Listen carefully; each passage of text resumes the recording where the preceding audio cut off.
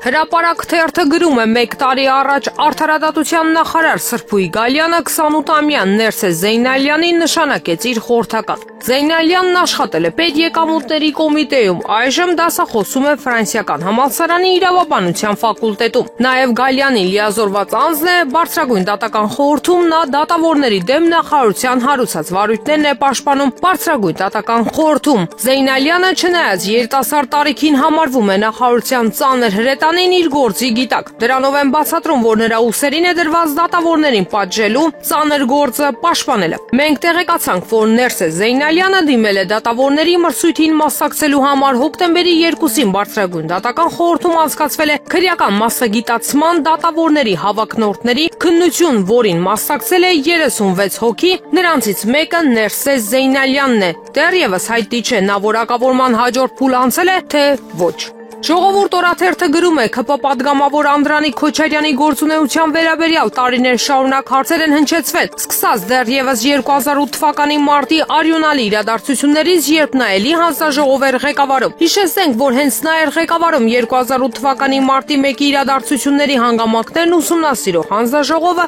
որի օբյեկտիվությունը այն ժամանակ էլ հաճախ կասկածի տակ էր դրվում։ Մասնավորապես մամուլում շրջանառվում էր գործարանների ցուցակ, որոնց թիկնազորները ըստ լուրերի իրավապահներից ստացել էին զենք ու համազգեստ զանգվածային անկարգություններին մասնակցելու համար, սակայն բոլորի անունները գրանցելուց հետո այդ ցանկից հանվեց Անդրանիկ Քոչարյանի մտերիմ Ռուբեն Հայրապետյանի անունը։ Ավելի ուշ արդեն 2018-ի հեղափոխությունից հետո հենց Ռուբեն Հայրապետյանը հրապարակավ հայտարարեց, որ Անդրանիկ Քոչարյանը իրեն զգուշացրել է հեռանալ Հայաստանից։ Այս երկու դրվագները վկայում են, որ տարբեր փուլերում Քոչարյանի պապվածքը հակասական է եղել։ 2008-ին նա փաստացի դավաճանել է Լևոն Տեր-Պետրոսյանին Ռուբեն Հայրապետյանի անունը ցանկից հանելով, իսկ 2018-ին արդեն դավաճանել է Նիկոլ Փաշինյանին Ռուբեն Հայրապետյանին թաքուն զգուշացնելով, որ հեռանա երկրից։ Թերևս հենց այդ անցյալն է նաև պատճառը, որ 44-օրյա պատերազմի հանգամանքներն ուսումնասիրող քննիչ հանձնաժողովի ժամկետանց դարձած զեկույցը ՔՊ-ն հրաժարվում է ազգային ժողովի լիագումար նիստում քննարկման դնել։ Տպավորություն է ստեղծվում, որ Անդրանիկ Քոչարյանը կամ մի բան գաղտնի է պահել, կամ էլ անարդար մեղադրանքներ է առաջադրել որոշ մարդկանց նկատմամբ։ Կարճ ասած,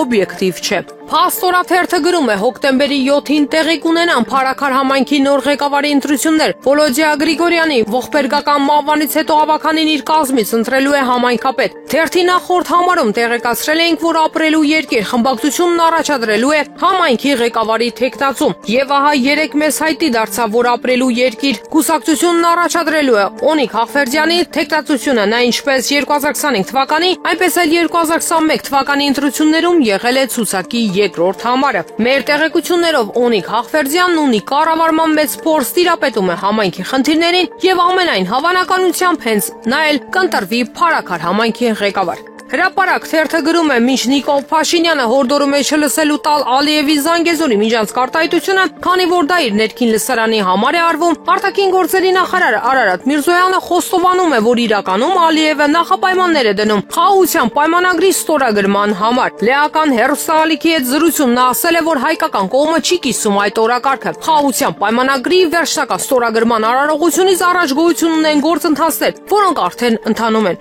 Օրինակ, մենք քննարկել ենք միմյանց նկատմամբ ավելի հանդուրժող լինելու հնարավորությունը կամ նույնիսկ ավելին միջազգային հարթակներում համագործակցության հեռանկարները, ասել է նա։ Անգամ իշխող թիմում են տարակուսած վարչապետի եւ նախարարի իրարամերժ հայտարարություններից, մինչ Փաշինյանը խաղաղություն հաստատելու մասին ինքնամոռաց հեքիաթներ է հորինում, Միրզոյանը բացահայտում է նրա ստերը, խոստովանելով Բաքվի պահանջների մասին։ Ժողովուրդ օրաթերթը գրում է, սեպտեմբերի 23-ի կեսգիշերին Փարաքար համայնքում տեղի ունեցած ողբերգական միջադեպը շարունակում է լարված պահել իրավիճակը։ Հիշեցնենք, որ կրակոցների հետևանքով սպանվեցին համայնքապետի ղեկավար Վոլոդիա Գրիգորյանը եւ ոստիկանության օպերլիազոր Կարեն Աբրամյանը։ Ժողովուրդ օրաթերթի լրագրողը երեկ այցելել է Փարաքար եւ արձանագրել, որ համայնքի բոլոր փողոցներում ուժեղացված ծառայություն են իրականացնում ոստիկանության ներկայացուցիչները։ Մեր լրագրողը փորձեց այցելել այն անձանց տները, որոնց անունները կապվում են սպանության գործին, սակայն պարզվեց դռները կողպված են։ Մերձավանցիները փոխանցեցին, որ Նարեկ Արթուր Օհանյանի, Գևորգ Հարությունյանի եւ Մհեր Ախտոյանի ընտանիքների անդամներին գյուղից հեռացրել են եւ այս պահին նրանց տներն ամբողջությամբ դատարկեն, բայց հսկվում են ոստիկանության կողմից։ Այս ֆոնին Հայաստանի Հանրապետության քննչական կոմիտեի ղեկավարը հայտարարում է, որ սպանությունը բացահայտված է։